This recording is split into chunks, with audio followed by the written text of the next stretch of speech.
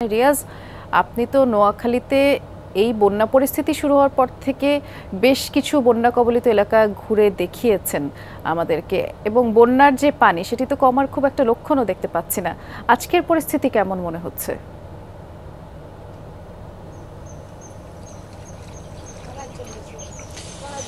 বৃষ্টি গতকালকে আবার পানি বেড়েছে এবং গত দুদিন ধরেই পানি বাড়ছে, যেহেতু ফেনীর দিকে পানি কমতে শুরু করেছে এবং এই যে ফেনী থেকে পশ্চিম দিকে যে জেলাগুলো রয়েছে, বিশেষ করে লক্ষ্মীপুর এবং নোয়াখালী, এখানে পানি বাড়া শুরু করেছে।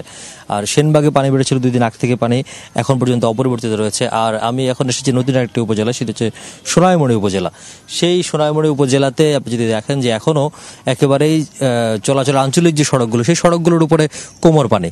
তার মানে, এবং এখানকার যারা আছেন তারা যেটি বলছেন যে গত 2 দিন আগেও এই ধরনের পানি ছিল না, গত কালকে এবং তার আগের দিন রাত থেকে আজকে সকাল পর্যন্ত পানি বেড়েছে প্রায়, তারা বলছেন যে 1 থেকে 1.5 ফিটের মতো পানি বেড়েছে।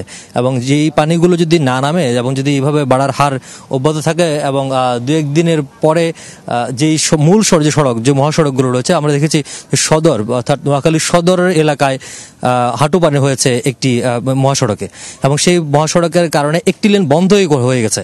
অর্থাৎ যে পরিমাণ পানি উঠেছে সেই পানির কারণে ছোট ছোট যানবাহন শুধু নয়, বড় যানবাহনগুলো চলতে অসুবিধা হচ্ছে, এবং সেই কারণে একটি পাশ বন্ধ করে আরেকটি পাশ দিয়ে চলাচল করতে হচ্ছে যানবাহনগুলোকে। তো সব মিলিয়ে আসলে পরিস্থিতির এখন পর্যন্ত উন্নতি হয়েছে বলে বলা যাবে না, তবে কিছু কিছু এলাকায় হয়তো পানি কমেছে এবং সেটি একেবারেই দৃশ্যমান যে সেরকম বলা যাবে না।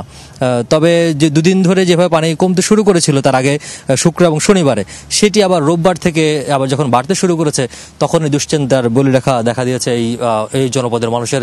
কারণ এখানে আসলে বুঝতে পারছেন, এই বন্যায় নিরন্ন বিপন্ন সব ধরনের যত ভাষা দিয়ে আপনি বলতে চান, শব্দ দিয়ে আপনি তাদেরকে আখ্যায়িত করেন, আসলে সেটি একেবারে সব শব্দের ব্যাখ্যাই কম হবে এখানকার মানুষের যেই দুর্ভোগ আমরা দেখছিলাম।